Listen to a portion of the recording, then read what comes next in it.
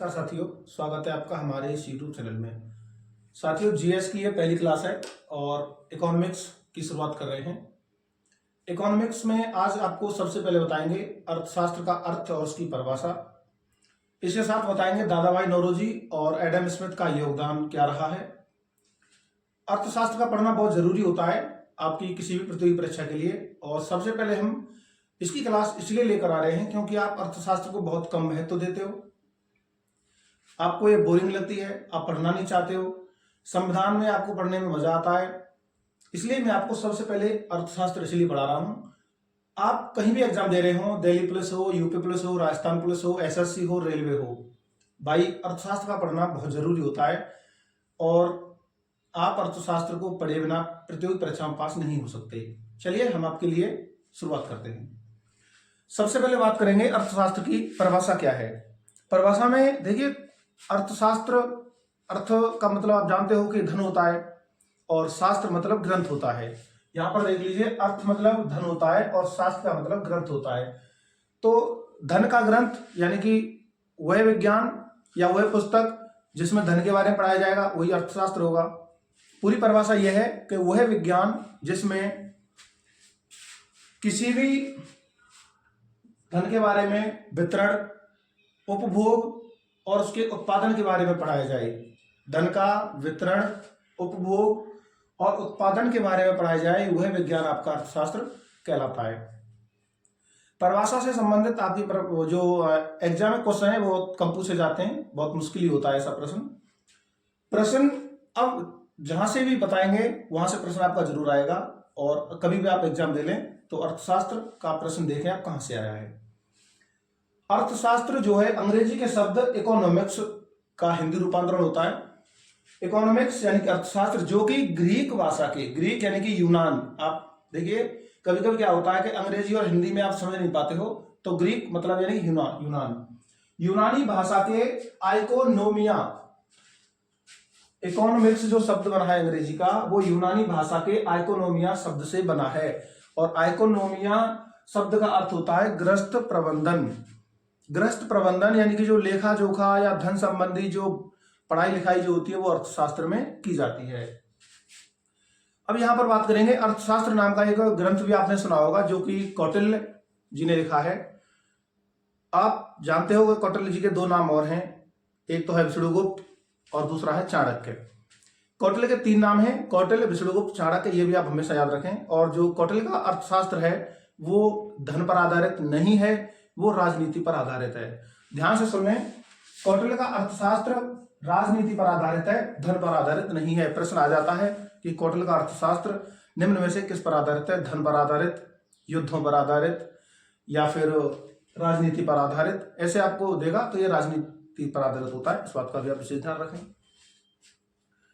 Adam Smith, देखिए जब जब आप अर्थशास्त्र पढ़ेंगे, चाहे वो आप ग्रेजुएशन में पढ़ाई कर रहे हो या किसी प्रतियोगी परीक्षा की तैयारी कर रहे हो या 11th 12th में आप अर्थशास्त्र पढ़ रहे हो, तब भी आप एडम स्मिथ का नाम सुनेंगे। एडम स्मिथ अर्थशास्त्र के जनक हैं, इस बात को आप भलीभांति समझ लें। अर्थशास्त्र के जनक कौन है? एडम स्मिथ है। और ये अर्थशास्त्र आधुनिक अर्थशास्त्र है। जी हाँ, आधुनिक अर्थशास्त्र के जनक एडम स्मिथ है और पौराणिक यानी कि प्राचीन अर्थशास्त्र के जनक हैं कौटिल्य। ये भी आप ध्यान से सुन लें। आधुनिक अर्थशास्त्र के जनक हैं एडम स्मिथ। एडम स्मिथ का जन्म हुआ था स्कॉटलैंड में। जी हाँ, स्कॉटलैंड में ही एडम स्मिथ का जन्म हुआ था। इन्होंने अर्थशास्त्र को धन का विज्ञान कहा है। धन का विज्ञान, साइंस ऑफ वेल्थ, ध्यान से सुने, साइंस ऑफ वेल्थ, धन का विज्ञान, धन का विज्ञान। एडम स्मिथ ने अर्थशास्त्र को धन का विज्ञान कहा है। धन यानी कि अर्थ और शास्त्र मतलब ग्रंथ या विज्ञान है, पुस्तक, कुछ भी हो सकता है। सिद्धांत कौन सा है? देखिए एडम स्मिथ ने एक सिद्धांत भी दिया था जिसे निरपेक्ष लाभ का सिद्धांत कहते हैं। यह 1776 में दिया है। एडम स्मिथ ने निरपेक्ष लाभ का सिद्धांत सन 1776 में दिया था। इसमें जो इसका अर्थ होता है वो है बिना किसी मेहनत के आकस्मिक लाभ प्राप्त होना। बिना किसी मेहनत के आकस्मिक लाभ प्राप्त होना। एडम स्मिथ ने 1776 में एक सिद्धांत दिया जिसका नाम है निरपेक्ष लाभ का सिद्धांत। एडम स्मिथ की दो बहुत ही महत्वपूर्ण पुस्तकें हैं और आपने रेलवे एसएससी का एग्जाम दिए होंगे, वहां पर ये पुस्तकें भी आती हैं। देखिए एसएससी 10+2 CHSL CPO CGL अर्थशास्त्र बहुत जरूरी हो जाता है पढ़ने के लिए। आप पिछले पेपर उठा के देखना, इकोनॉमिक्स के प्रश्न आते हैं और कुछ कैंडिडेट ही ऐसे होते हैं जो इनको सही करके आते हैं। पुस्तकें क्या हैं? अर्थशास्त्र से संबंधित 2 पुस्तकें हैं, महत्वपूर्ण पुस्तकें 2 हैं एडम स्मिथ की। वेल्थ ऑफ नेशंस, ये पुस्तक बार बार आपसे पूछी जाती है। वेल्थ ऑफ नेशंस, जी हाँ, वेल्थ ऑफ नेशंस, राष्ट्रों का धन। ध्यान से सुने, हिंदी में भी नाम आ जाता है। कभी कभी क्या होता है, आपसे अंग्रेजी में ना पूछ करके हिंदी में पूछता है। तो राष्ट्रों का धन पुस्तक किसने लिखी है? एडम स्मिथ ने। वेल्थ ऑफ नेशंस किसने लिखी है? एडम स्मिथ ने। कब लिखी? 1776 में। दूसरी पुस्तक का नाम है the theory of moral sentiment, 1759। The theory of moral sentiment, 1759। ये भी धन पर आधारित है। एडम स्मिथ की 2 महत्वपूर्ण पुस्तक हैं जिनके सन मैं आपको दिखा रहा हूं। स्कॉटलैंड में एडम स्मिथ का जन्म हुआ। अर्थशास्त्र के जनक एडम स्मिथ हैं।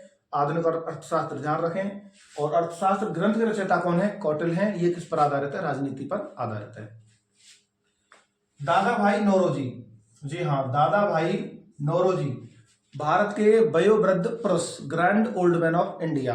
काफी बार ये प्रश्न पूछा जा चुका है, लगातार दूसरे तीसरे एग्जाम में ये आ ही जाता है, आपको ये ध्यान रखना चाहिए।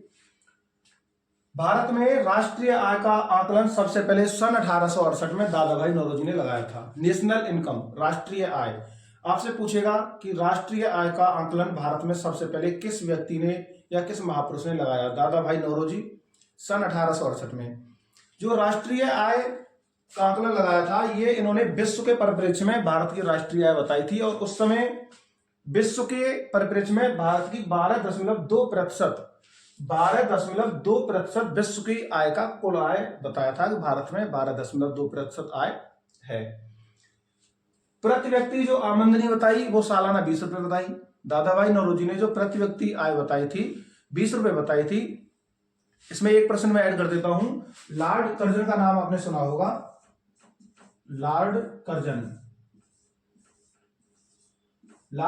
ने जो भारत की प्रति व्यक्ति जो आय बताई थी वो 30 रुपए बताई थी। जी हाँ, ध्यान रखें। लॉर्ड कर्जन ने भारत की प्रति व्यक्ति जो एक व्यक्ति की जो आमदनी थी सालाना वो 30 रुपए बताई थी।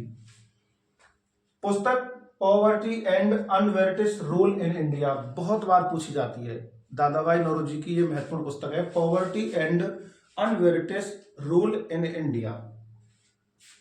उपनाम देखिए, दादा भाई नौरोजी के उपनाम पूछे जाते हैं।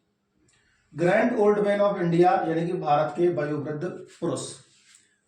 दादा भाई नौरोजी ने एक सिद्धांत दिया था जिसको द ड्रेन ऑफ वेल्थ, यानी कि धन निकासी का सिद्धांत या धन निष्कासन का सिद्धांत आप बोलते हैं। ये आज का चैप्टर है। वीडियोस आती रहेंगी। इकोनॉमिक्स मैं बार बार कह रहा हूं, बहुत जरूरी विषय है पढ़ने के लिए।